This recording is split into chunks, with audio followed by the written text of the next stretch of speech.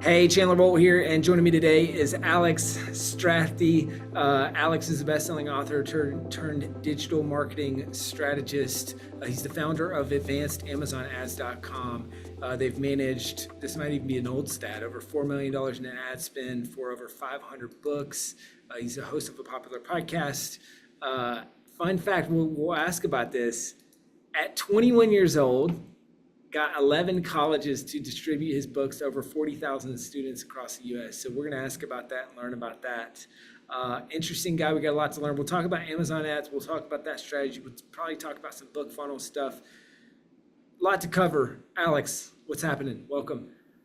Chandler, it's a pleasure to be here. I'm in your old town, San Diego, and it's really funny to be on this podcast now because I like to say I got my master's degree in book marketing from listening to this show. I mean, I kind of created my own commute where I don't know if you ever went to the UTC Mall here in San Diego, but there was a Capital One cafe that I would go work from.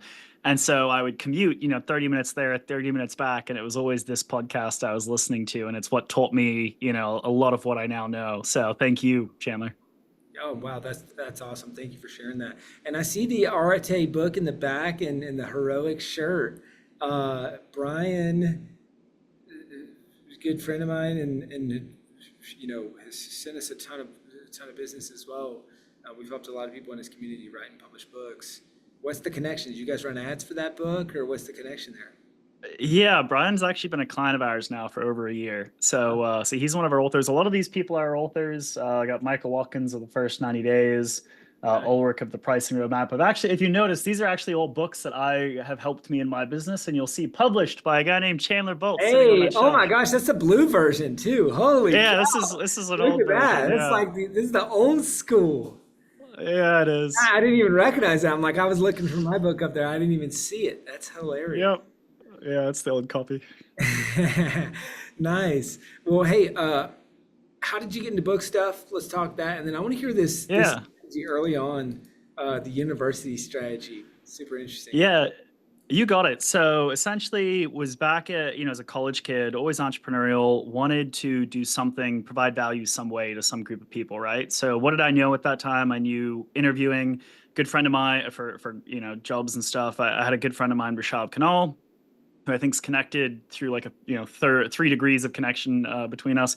He is we started this podcast together called Practically Passionate, and we started to build up a little bit of traction for that podcast. And so we're like, okay, what's next? Obviously a book. And so we paid someone to help us put this book out to the world, and we launched it expecting people to come running. As time and time again, that's every author, a lot of them, you put out a book and then you think people are just going to come buy your book, and they don't.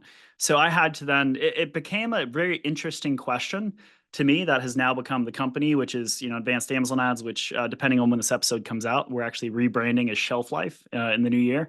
So you can find us like at Shelf Life. But the book, we had to figure out, how do we sell this thing? And so we, college kids didn't have, $10 to basically buy a glorified career guide when their university was giving them, something that wasn't as great, but, at least giving them something.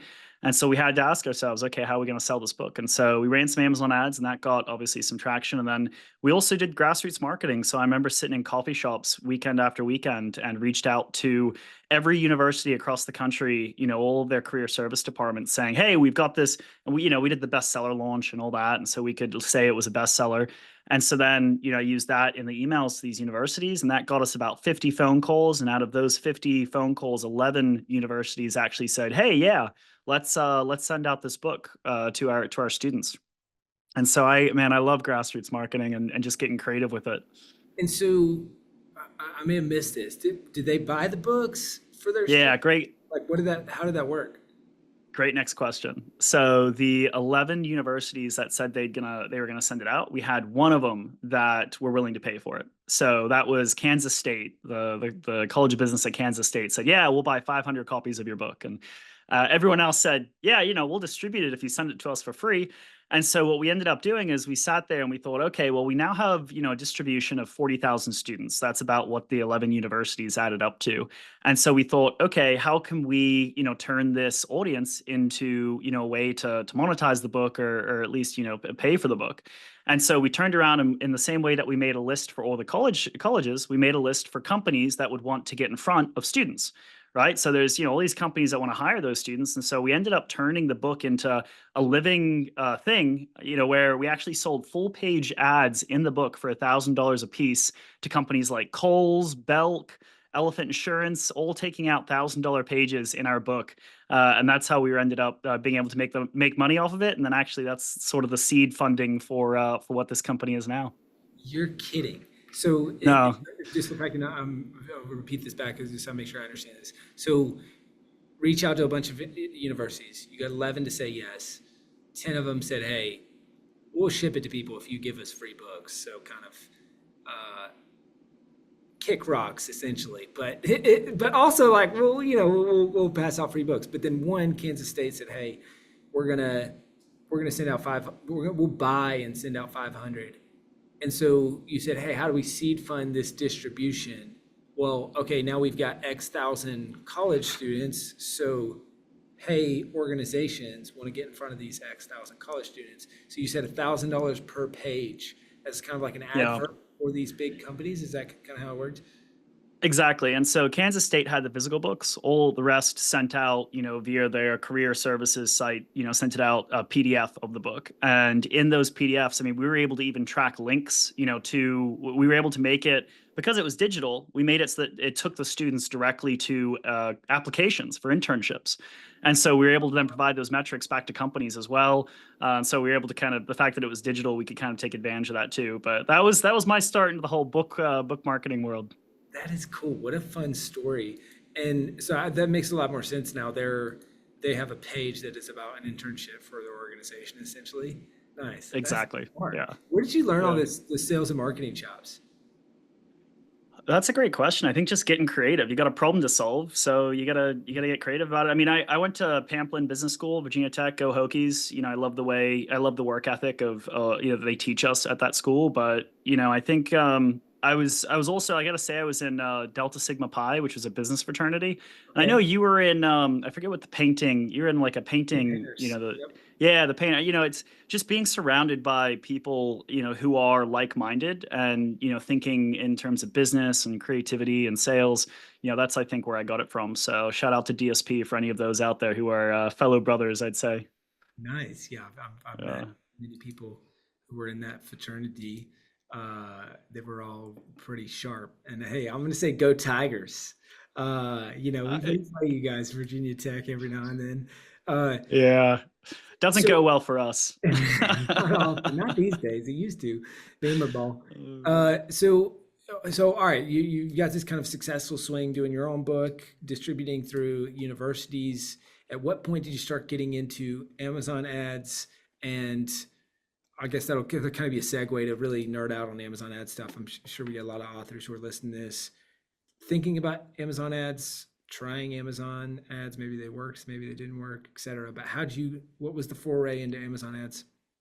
Yeah, excited to get into the nitty gritty of how to run Amazon ads effectively and who they're for. But essentially, when we published our own book, we worked with this sort of indie publisher to help us get that published. And so it was working with her. I built a little bit of a relationship with her, and it came to the point where I had the golden handcuffs. I was making six figures, first job out of school for a software company as a sales engineer.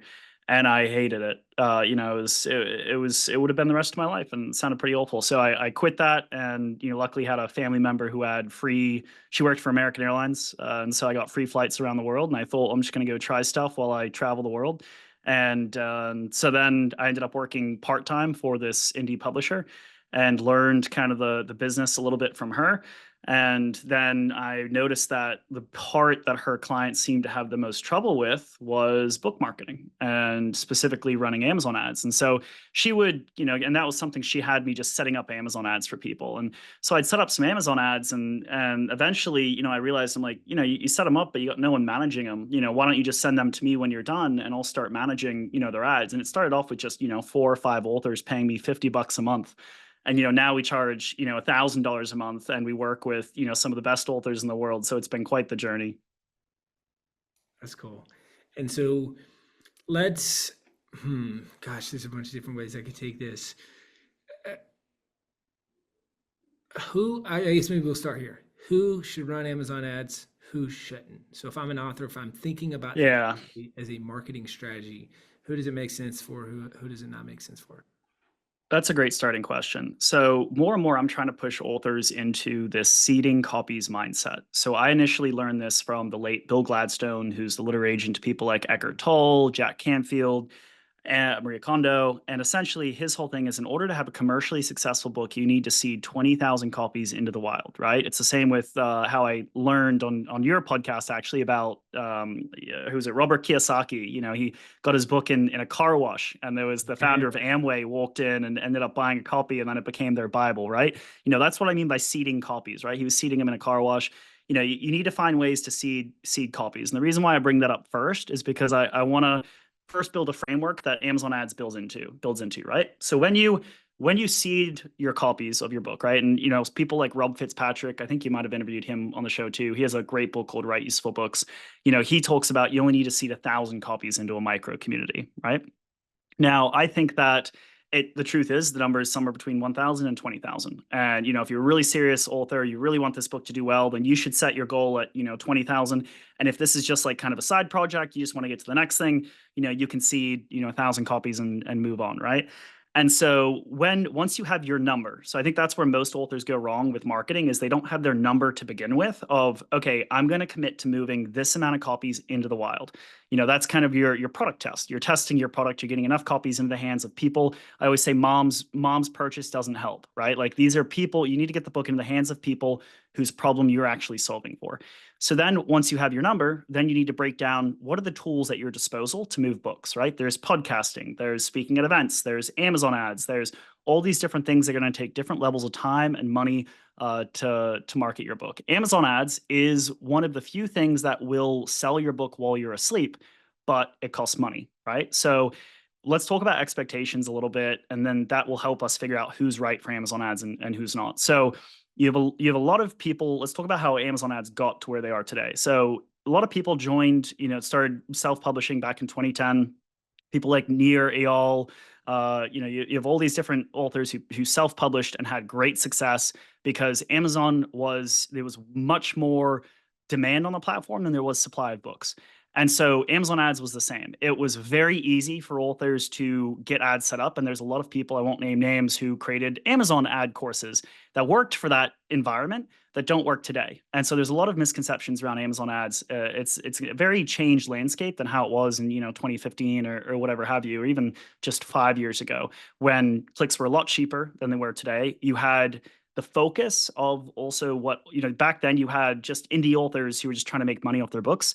Now you're competing against people who are trying to use their Amazon ads as a book funnel. Those people are willing to pay a much higher cost per click, right? So I'm not saying Amazon ads isn't for you. I'm just saying, don't think that anyone who had success back in 2015, it doesn't necessarily mean it's relevant to today, right? So pay attention to who you're following with that. So the authors that should, today consider it.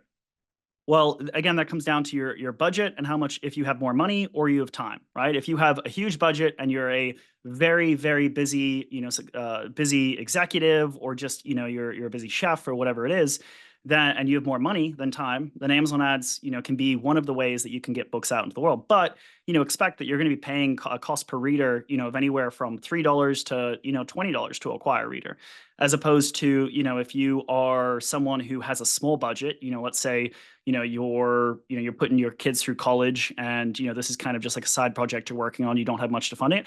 I would focus much more on doing grassroots marketing, right? So like Chandler and I talked about in the beginning of this episode about, reaching out to universities, right?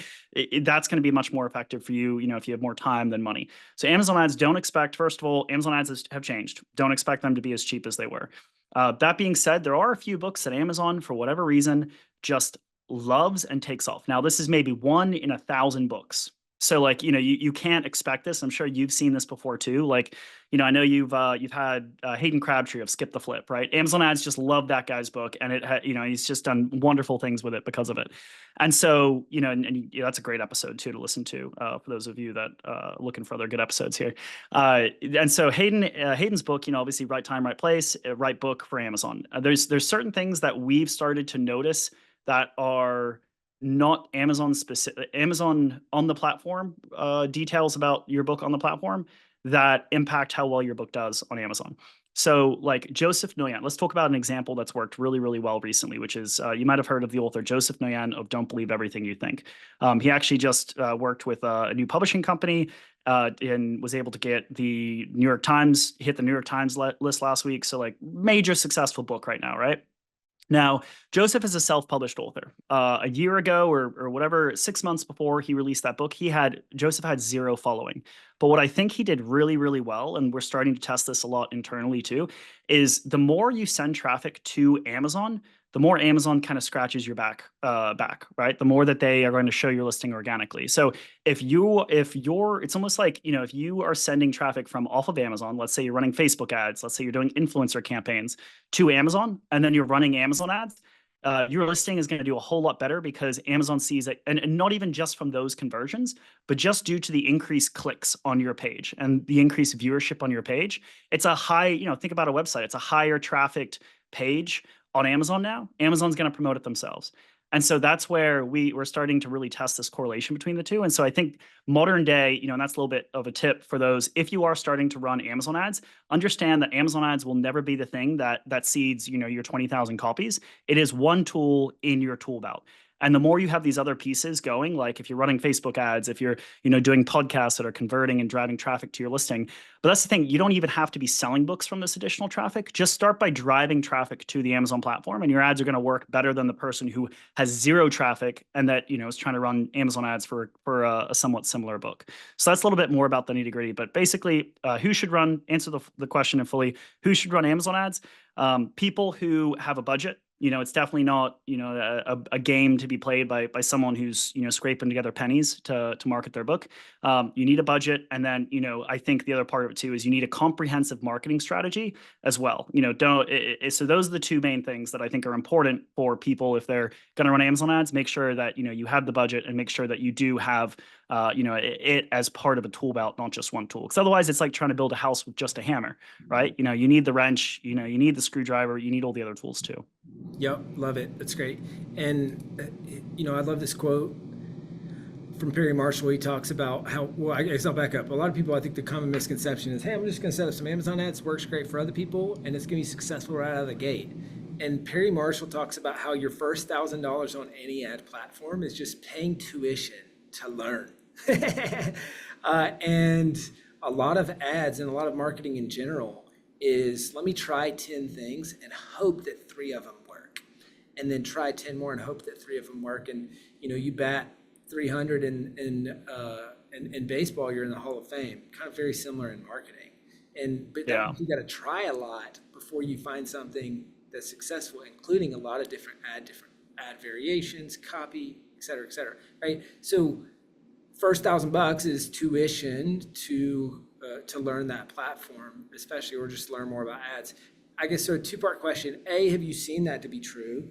And then how can people approach spending their first $1,000 on ads in the smartest way possible, setting up their first campaigns, kind of all that stuff? Yeah, let's I'll probably forget the second question by the time I'm done answering the first. So let's start with the first question. So, first question being, do you need to spend $1,000, sort of thinking of that as your tuition? Well, that's why you listen to a podcast like this. That's why you listen to Chandler, is to save yourself that tuition a little bit. And I'll to give you a little bit of what you would be spending on that tuition. A couple things to take note of. It used to be there's a lot of myths with Amazon ads, and realize that there's no gaming, there's no anyone who's trying to, give you a free lunch or teach you like a hack method. It's not real. And the second Amazon finds that it's a hack method, they'll probably do away with it, right? Like there's many authors who found that little hack that then, within Amazon finds out about it in a few months and then, does away with it. So like you really have to earn your way and think about, practically and do this the right way. So like, what do I mean by that? Like, people say like, oh, if I set a campaign end date as like, sooner, that means Amazon's going to like, no, none of that stuff is like real, right? I will say when it comes to blurbs. So this is another thing that Amazon, that there's a lot of misconceptions about there. And I actually used to be in the wrong camp. We used to run all of our ads without ad text. That's wrong. That's just poor digital marketing. Now I am lucky enough where I have some brilliant marketers. We now have the former head of all of paid media for Blackstone Publishing is now on our team. The former VP over at Goodreads is now on our team. Like, I'm fortunate now where I've learned a lot just from having experts on my team. And so, you need to be thinking about what are the different types of people that you're going after, the types of audiences, and crafting messages for those audiences.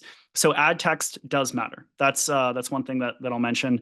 Don't run your campaigns without ad text. Second thing is auto campaigns. So there's one of the reasons why authors, it can be so hit or miss with auto campaigns. Amazon is only going to auto campaigns are taking the data that Amazon has about your book and making the most informed decisions based on that data, right? Now, the data that Amazon has when you've just put a book up on Amazon is very limited. It's very limited to your book description, your book title, your back-end keywords, right?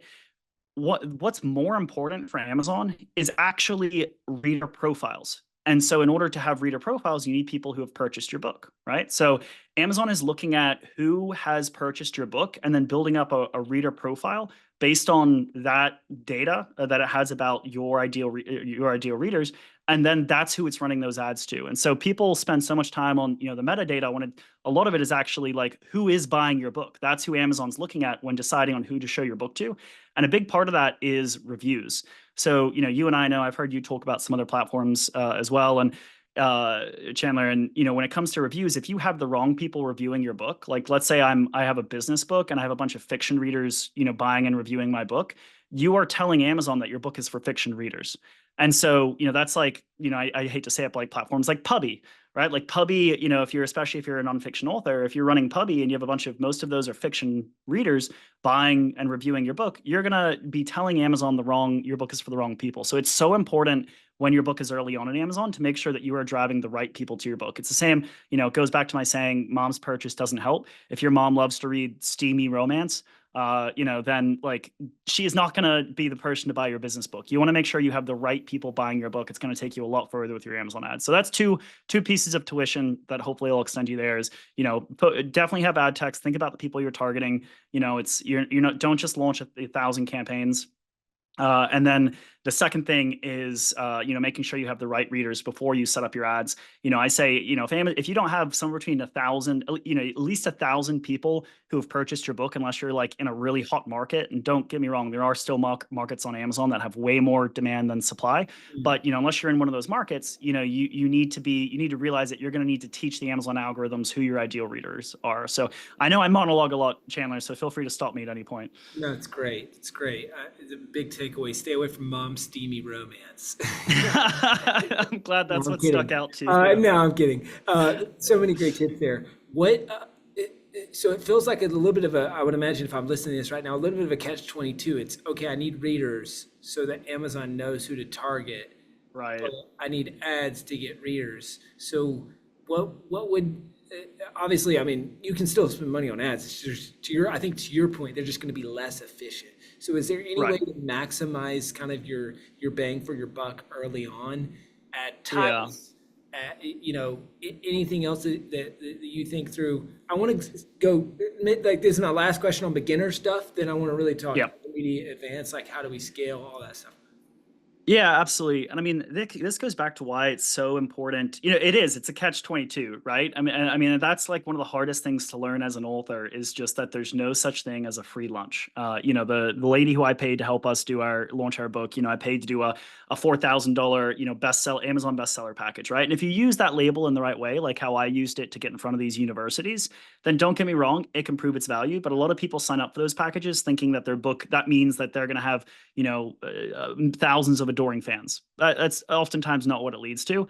And so it's going back and just realizing that, yeah, like, to become an author and do something with your book, it does take work. And so, it's where it comes back to, having an email list, right? I mean, and I love like, Tim Grohl's, your first 1,000 copies. That's like if you want to talk about getting your first 1,000 copies, go and message your friends on Facebook and LinkedIn connections and be like, hey, I'm writing about this topic. Would you be interested? Like an average conversion rate on a web page, of viewer to subscriber is going to be like what, like 2-3%. You'll find that you'll have like a 40 to 50%, it's conversion rate if you're asking people one by one, and do that until you have a list of 100, 200 people. That's your starting place as an author. If you're releasing a book, you have to have an email list. And I actually took this from you that, and again, we can go into so many different rabbit holes here. I know you want to stay on Amazon ads, but for those authors who are like, okay, then where do I start? You need to start with like a mini audience, and then nurturing those emails. I actually stole this from your interview with James Clear, Chandler, where he has the 3-2-1 format, which I think is like so brilliant, not just because of the fact that it's simple, easy to read, but also you can batch produce that. You don't have to sit down and think of, oh, what am I going to write to my followers today? It's okay, what are three, like our 3-2-1 is 3 book marketing secrets, 2 links that are helpful for authors, and then 1 quote, right? And so think about some structure and we Nice. produce a month full of newsletters in 2 hours a month. So it doesn't have to be hard. Just go back and listen to all the episodes that Chandler's put out. I appreciate that. Yeah. Um, man, I love that. So, and you, and you're right. I'm really hammering you down on Amazon ads. I know you got way more Yeah, to offer than that, and I we apologize. can go deep with But I Amazon. just I Yeah, just know that, like, for the right person that's listening to this or watching this, we get asked about Amazon ads all the time, and these are yeah, really more. So maybe go intermediate, advanced funnels, and yeah. how they kind of come together. And guys, obviously, Alex has got a book. Check it out. It's called Book Funnels and Amazon Ads, where he goes into a lot of these frameworks. So, all right, I've spent my first 1,000. I'm maybe at a break even, or maybe slightly losing money, maybe slightly making money. What's the difference, or what's needed to say, okay, I can now scale this up to where I'm spending, let's call it $1,000 a month on ads at break even or better? Like, what are the levers that you see there to improve ad performance? Yeah, so I would say one of the most important things, getting again intermediate, is tracking your data. So like the Amazon ads dashboard is very rudimentary. It doesn't provide you with what really a lot of the data that another more advanced platforms, because you got to remember Amazon ads is still new to the game compared to some of these more legacy ad platforms. And so compiling your search term data, I can't believe that Amazon doesn't allow you to do this. Compiling your search term data over a longer time horizon, right? So the longest, Amazon hangs on to data for 65 days. What I would recommend doing is, and it depends how good you are with Excel, but downloading those search term reports every 30 days and adding together the metrics, the long-term metrics. And so that is going to help you make much more informed decisions and see over the time, what are my highest converting, targets that I can then build out further campaigns on. Couple more things too. So yeah, utilize the search term reports a lot. Again, compile that data every 30 days. And, it's how advanced you want to get with this is how much time you got here, Chandler. But the second thing is, there's a lot of times that we'll see that for whatever reason, some books just won't start, they just won't even show impressions. And that's like why a lot of authors come to us is like, they're like, Right. I have budget. I just can't Yeah, even get totally. Amazon to start getting clicks or impressions. Yep. We actually reach out, and we're lucky where we have back channels now with where we've actually unofficially become Amazon's choice partner for nonfiction books, where they actually send us clients now. Oh, that's The Yeah, it's cool. They just sent us Dan Heath, so like now working with Dan Heath, and that was Amazon sent us that, which is Incredible. pretty cool. Incredible. Amazon, so yeah, Amazon. Oftentimes there are actually a lot of glitches on the back end. So where your book isn't showing, we just and maybe I'll get canceled for saying this, but we just bombard Amazon support saying like, hey, something's clearly wrong here. We can't even get impressions to show, and it's like overnight things will start to we'll start to see clicks and impressions come in. So it's almost like they just are like, okay, this person's either annoying us or they see that Yeah. there is some glitch on the back end and it Mm, turns on. So reach out to Amazon support in your ads dashboard if great. you're seeing issues. So that's something that that fixes a lot of issues.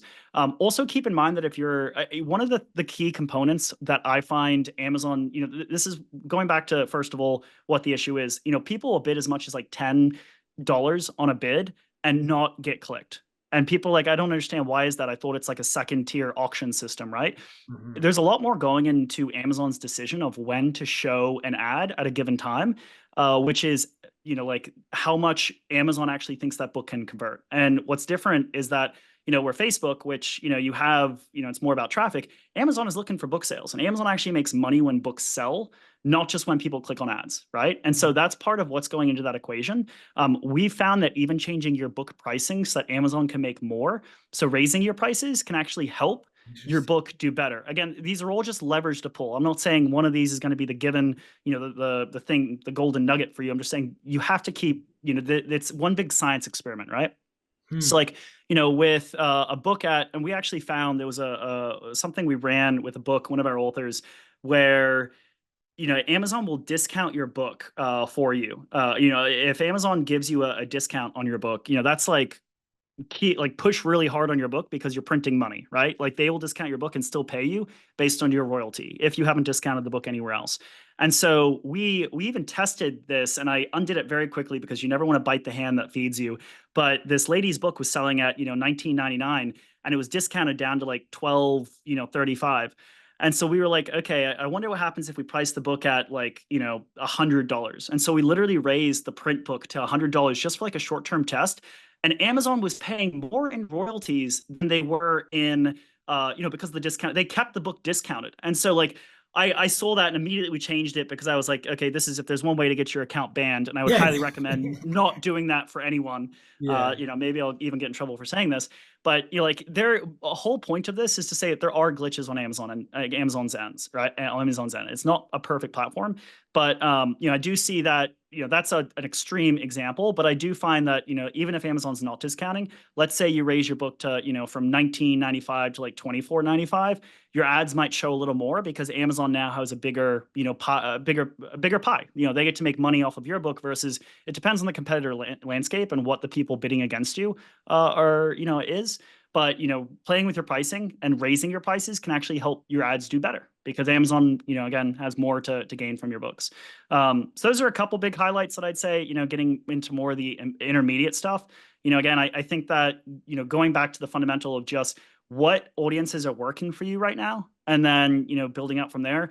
In terms of metrics, I know some people will say like a 1 in 30, one click and or one purchase in 30 clicks, or one purchase in 50 clicks. Again, and those metrics at the very beginning were a little bit outdated. We now manage around 10 million, or we have managed around 10 million in Amazon ad spend, and we currently have around 5 million under management. And so with we usually find like a 1 in 20 is about average. So about one click or one order for every 20 clicks. That's about an average conversion rate. But some books they're at 1 in 30 and it's still healthy. So hopefully those are some good intermediate tips for you and the listeners, Chandler. Cool. That's great. Really good. I was just taking some notes of here. I like that. Gosh, there was one follow up that I was going to ask on that. Are you, it's escaping me right now, but are you guys testing a bunch of copy and that sort of thing and target? I mean, I guess you got your levers of your copy and your targeting and then other stuff as well, but what are the biggest levers that you're testing that you see make the biggest difference and improvements in ROAS, to use a more common term, and obviously not the Amazon specific term, but like what do you see there?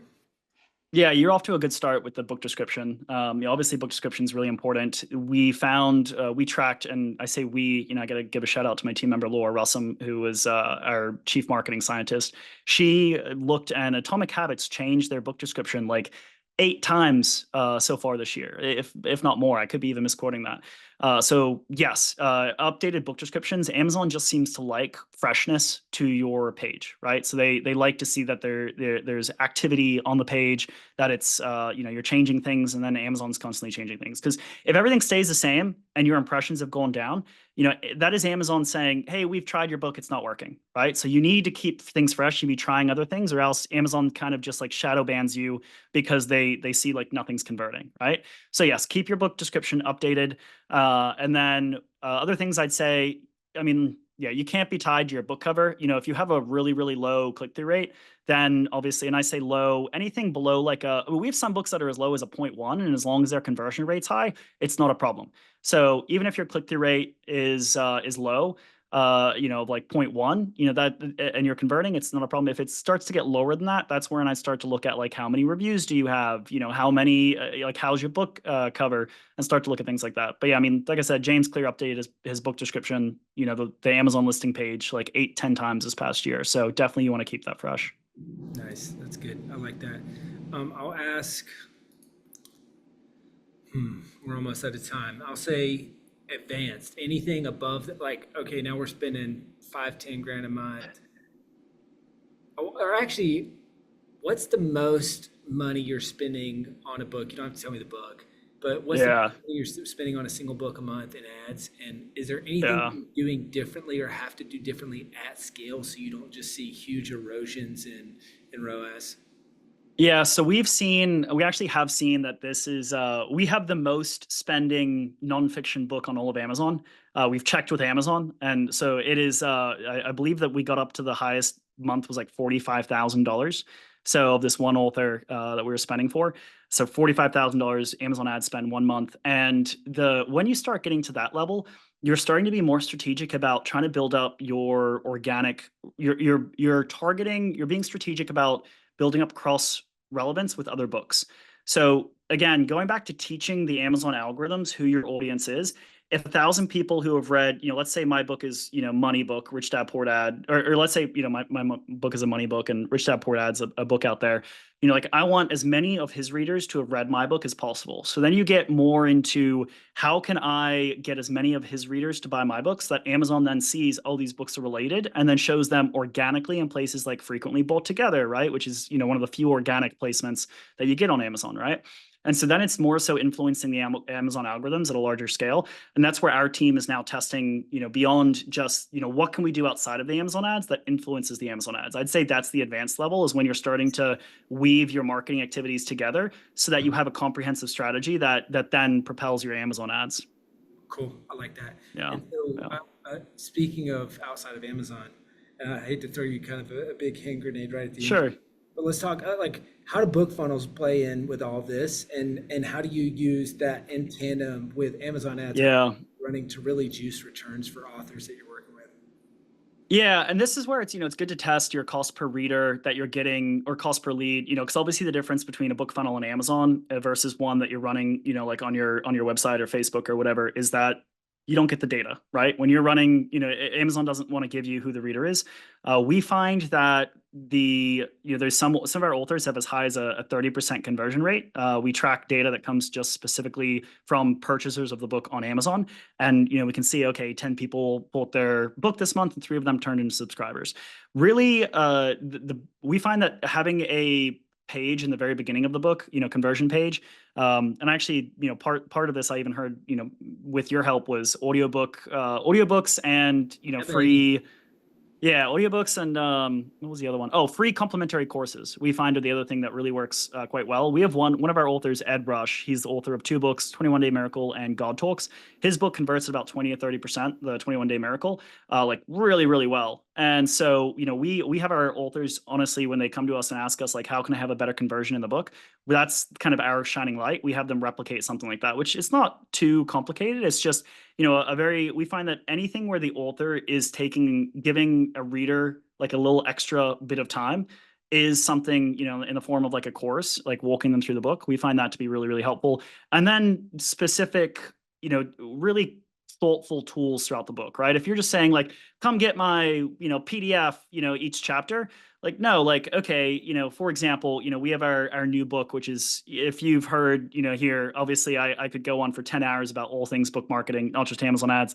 I have a new book coming out in the new year called Before the Bestseller, same name as our podcast. And in that book, it talks about, there's different parts in it where like there's we have an influencer tracker sheet, right? A chapter about how to do an influencer program. So, okay, what is something that makes sense for that chapter? A tracker for influencers, right? Like you have to have, thoughtful things. One of my favorite examples also is a one-page marketing plan by Alan Dibb, right? The whole book is about the one-page marketing plan. What do you think is the best possible, lead gen thing that people could go, reader magnet that people could go get from his website? A one-page marketing plan template, right? Like the whole, the book is almost like useless without it. So, these are just some things to think about. I'm trying to talk fast here, so I apologize, because I know we're coming to the end, landing the plane, as you like to say. So, hopefully that's been helpful.